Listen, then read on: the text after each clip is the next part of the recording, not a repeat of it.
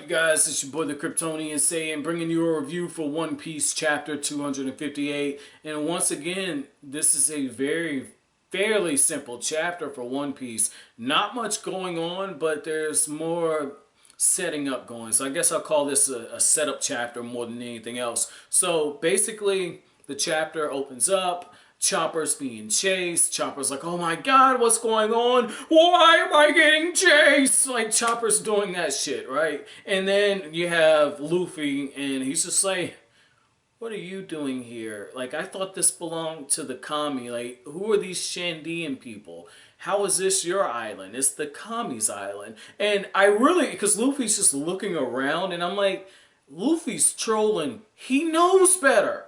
Luffy knows better. Like, oh my god. See, that's how I know Luffy is not a fucking idiot. He knows better. Which is exactly why Wyper's just like, you, and then he stops himself and he's like, you know what, I have nothing else to say to you.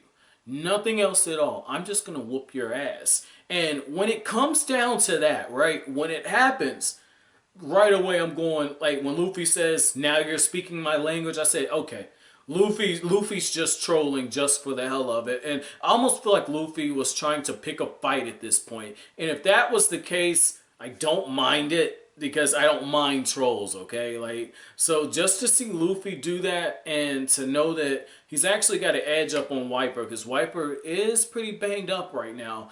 And then when you just transition over, you have Nico Robin, and Nico Robin is easily taking out her opponent. You know, she's basically like, hey, you're on top of ancient ruins, and when the guy gets fly at the mouth with her and gets smart, she uses that weird ability that she has where her hands just spring out and she says twist, and the guy's just automatically taken out. She goes to explore the ruins. So that's cool. And I almost feel like what Oda is doing with this, when he says it should have been a simple mission, and it shows the arrow pointing from the ship to the direction that the Straw Hats are supposed to be taking, it's his way of saying this is going to be a fairly simple chapter.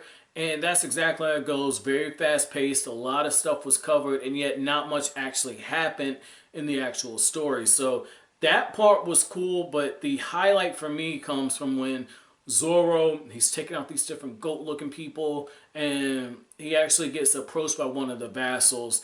And right away, the guy uses what looks like a flashbang grenade. He pulls out his gun and he shoots, and it works like a flashbang grenade, where basically there's lights, there's smoke. Zoro's temporarily disoriented, and when he looks around, he's like, where did he go? And that's actually when the guy sneaks up on Zoro, tries to get a couple licks on him, and even Zoro, you know, he manages to deflect, get out the way.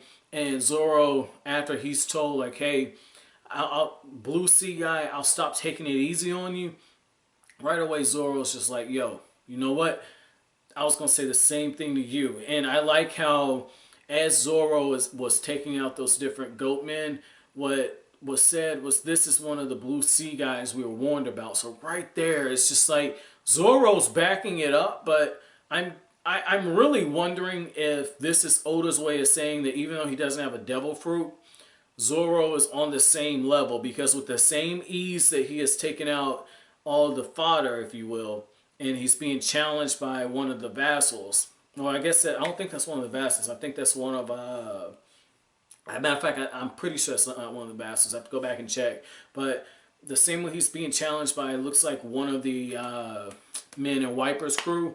What I thought was interesting is the other two, it's just like whatever, like Miss Sunday or Nico Robin, she takes out hers pretty easily, goes in to explore.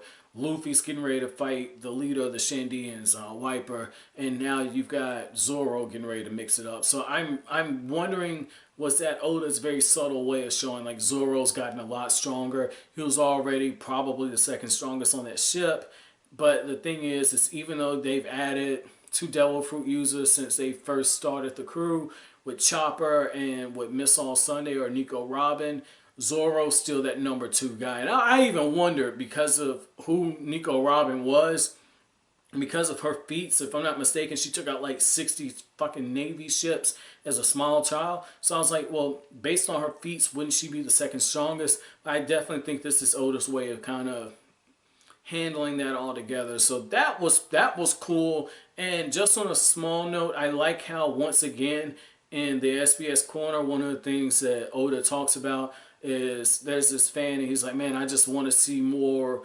Nami with some more skin being revealed. And you know, I know probably about 10, 11 chapters back, I went on a miniature rant about One Piece saying I really felt like the story didn't actually need any fan service. And I know that, you know, Oda more than likely does it because he's feeling a little pressure.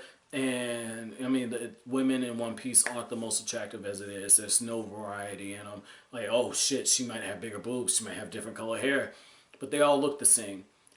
Nico Robin has a fucking hat, like whoop-de fucking do. But the thing is I like how Oda just flat out addresses it. He was like, well, I gave you the scene where Vivi was in a towel and Nami was in the bathhouse and Nami was in a bikini not long ago. Like, how much more skin do you want? I'll work on that. So I like how Oda is poking fun at it, but at the same time letting it be known. So that was cool. I actually have respect for a mangaka that will point out like, hey, I'm doing this. This is why I'm doing it. Live with it. And at this point, I can live with it now because that was something that I've been waiting on before. Now, with all that being said, like I said, fairly simple chapter. Very hyped to see where this is going to be going next. My chapter question for you guys is, between the Straw Hats that are out looking for the treasure, how would you rank them? If it was me, I would rank them Luffy, Zoro, Nico Robin, Chopper, but I really feel like Zoro and Nico Robin might actually be tied. I'm not too sure. I feel like Oda's trying to let us know that Zoro is actually the second strongest. But as always, guys, if you like anything I had to say, hit that like button, comment, rate, subscribe, share. I will greatly appreciate it. As always, thank you for watching Kryptonian saying,